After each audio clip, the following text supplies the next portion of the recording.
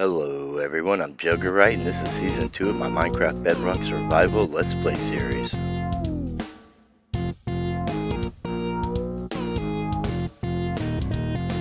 Hello everyone, I hope you're having a great day. If you're new to the channel, welcome. And if you're one of the 70% watching this video and you're not subscribed, please consider doing so.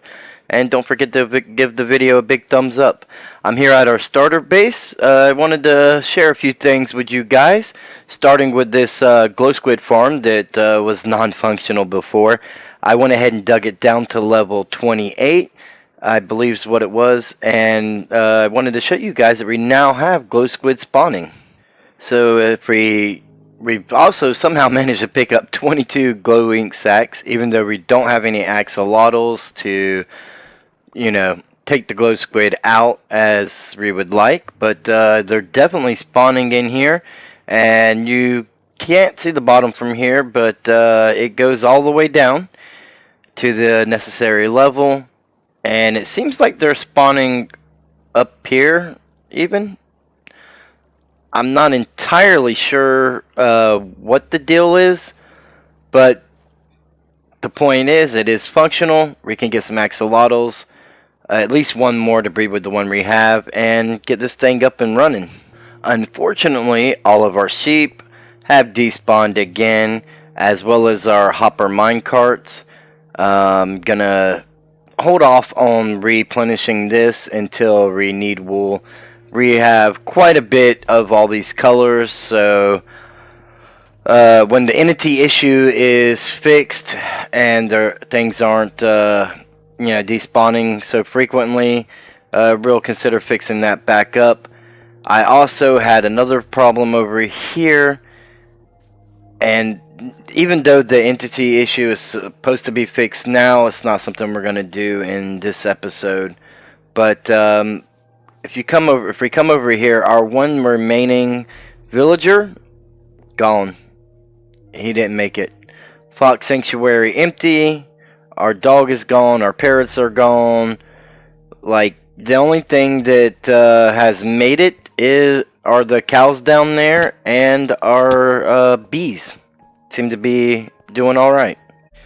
Now we can use the zombie villagers from our zombie spawner down in our mines to repopulate this. All we have to do is get the village breeder going again.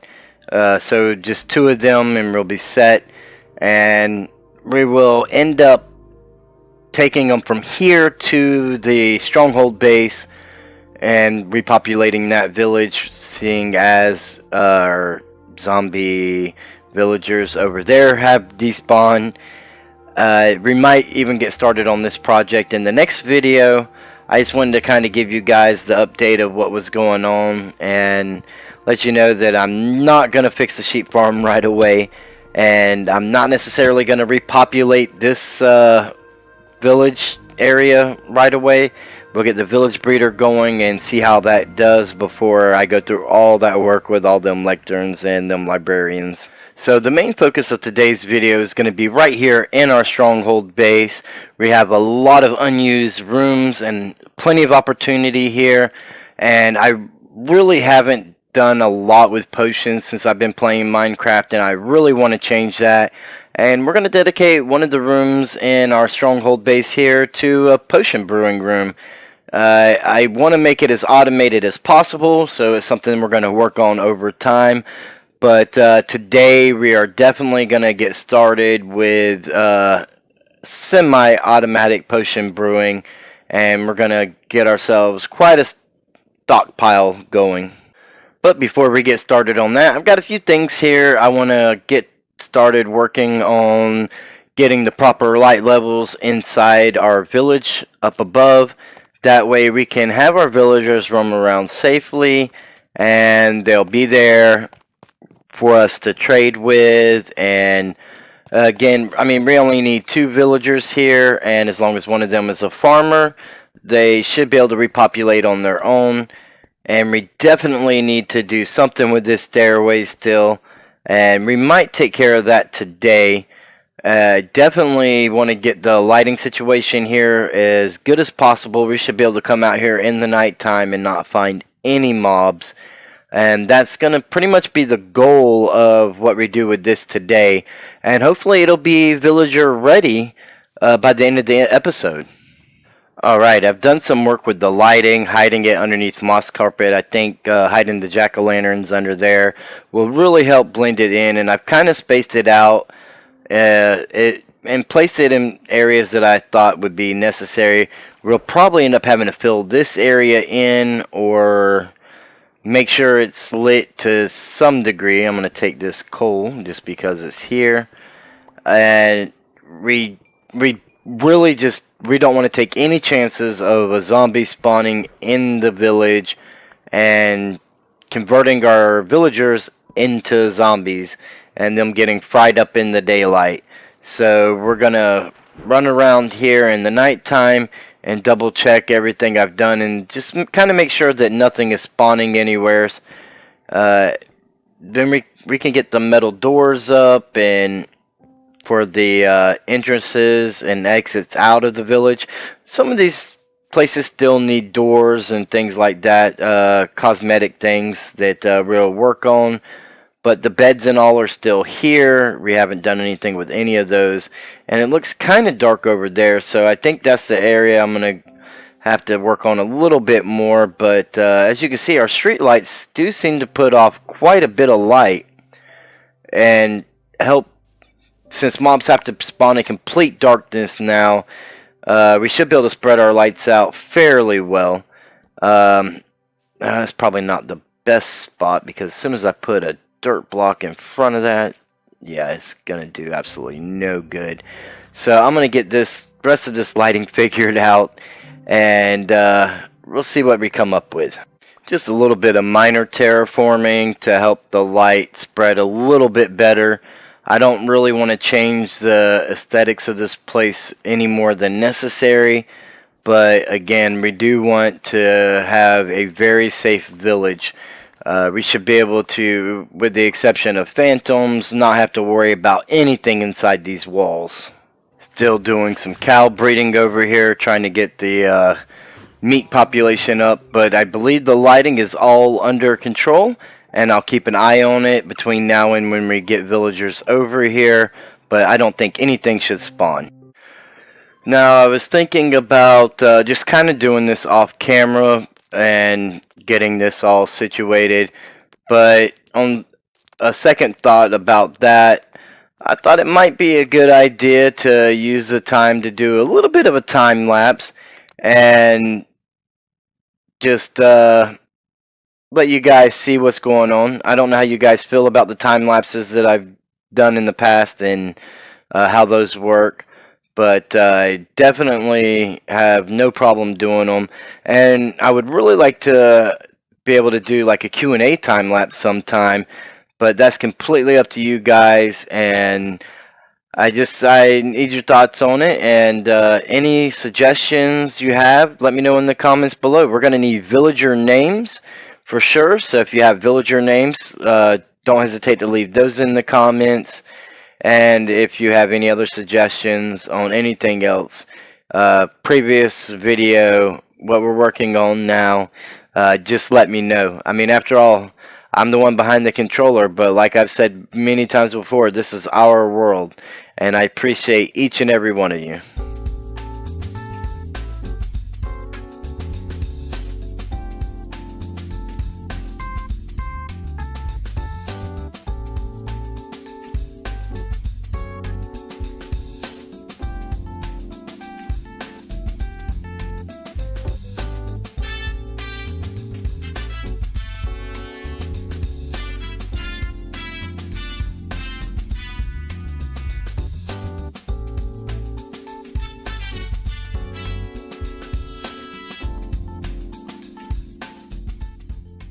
Before we take a look at the completed staircase, while it's dark, I thought I would pop up and take a look at the lighting situation, and there's a few spots here that could definitely use some more work, and I think just doing this here and there will help make this place safe. Well, I guess we need some lighting over there. Look who just spawned in. Let's take care of these guys real quick. And I think that's the last little area from what I can tell. A few spots over here that we need to get lit up, and we'll take the voluntary exile. There's no villagers to worry about. Get these last few places lit up and we'll be good to go. So our stairway will come up to some sort of building we'll have up top, but this is what it looks like right now. I thought the stone from the ceiling and the cobblestone stairs and the spruce walls would really complement what we're doing here. Other than some comparators and repeaters, I think I got the bulk of what we need to get things started going here. And I probably need to grab some wood planks as well. But for the potion aspect itself, we have quite a bit to work with to get us started. And just in case you guys aren't familiar with the layout, it hasn't really been shown a whole lot in the videos. So I want you guys to see exactly where we're going to get to the potion room, the room that I decided to use for the potion room.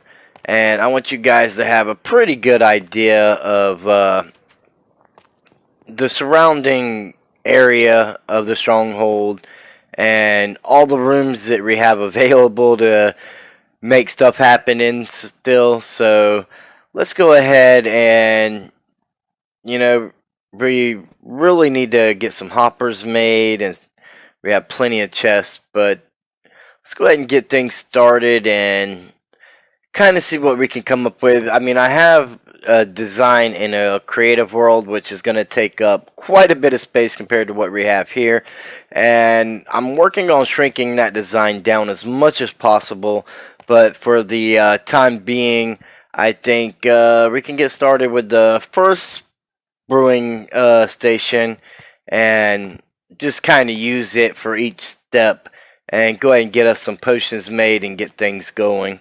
And I just need to make sure that I have everything in the right spot to start with.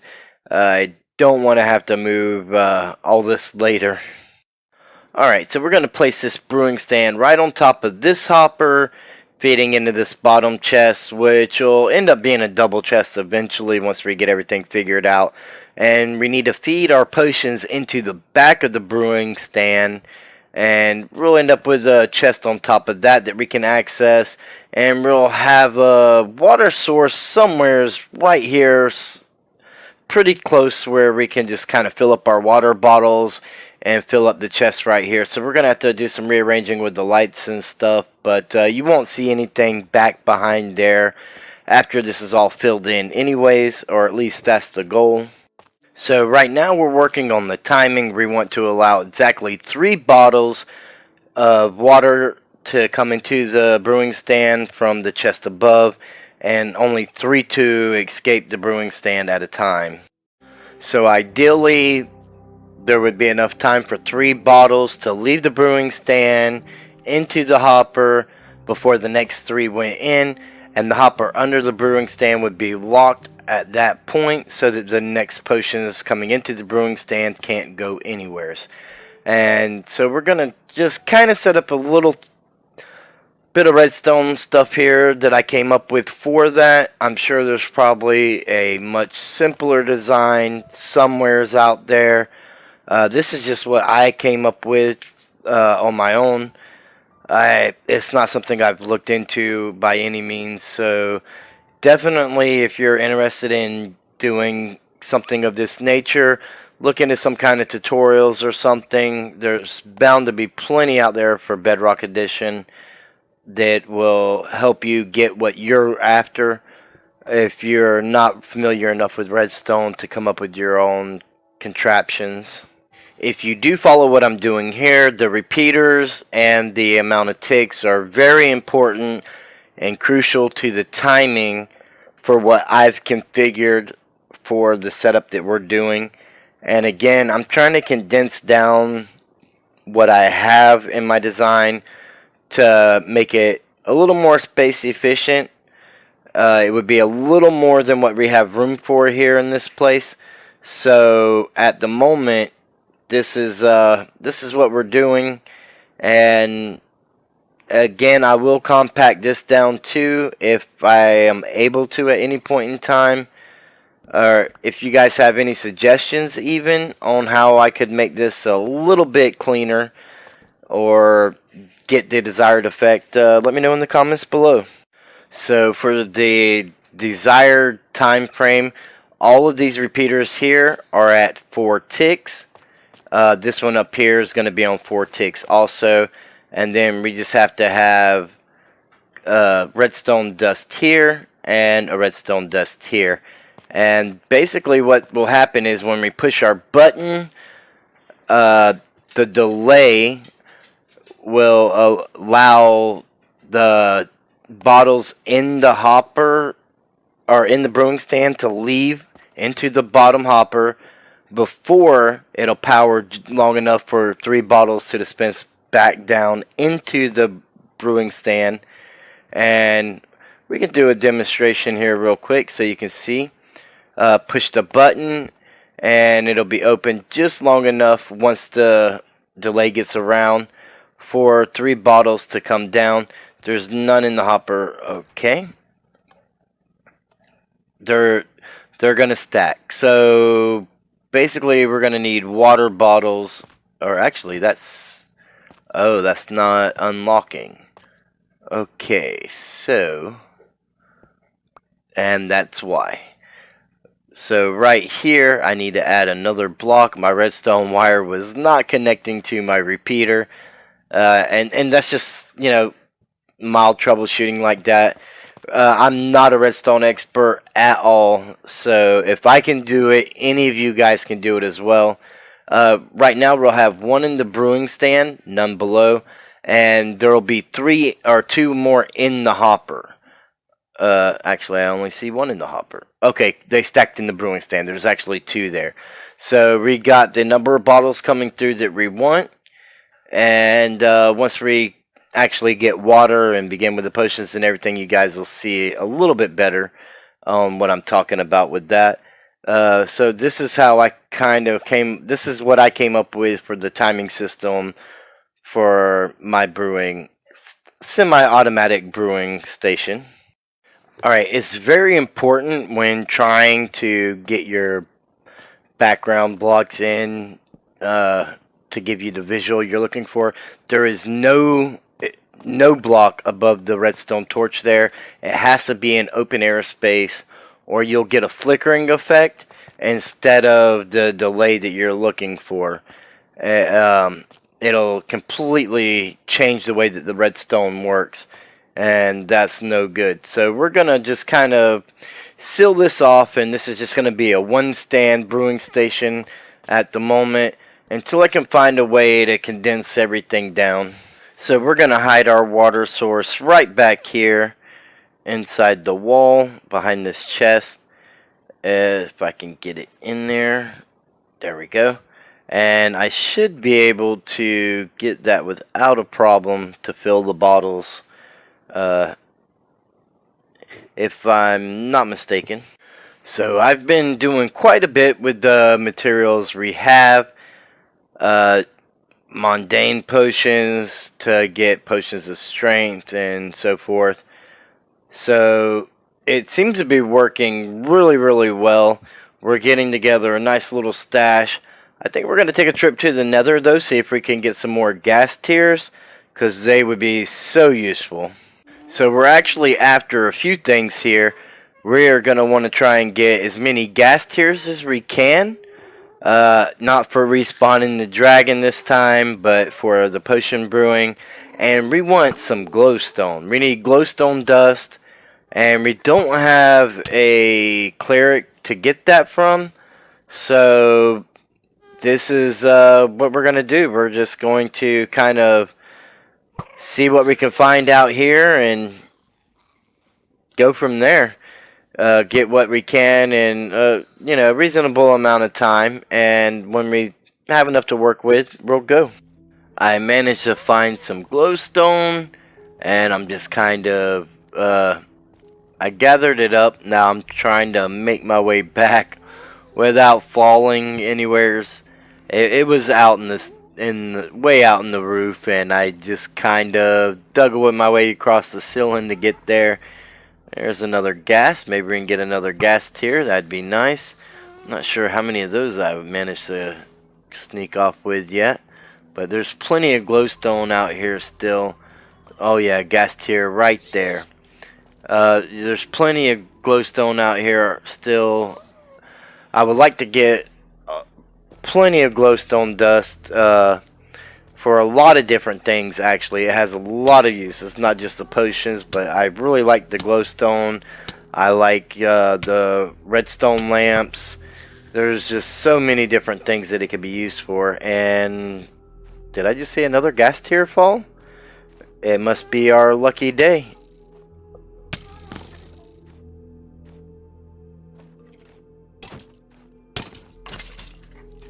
So our spoils include 43 glowstone and 2 gas tiers. I would like to have had more gas tiers, but it just didn't work out that way. But it's definitely enough to get us started.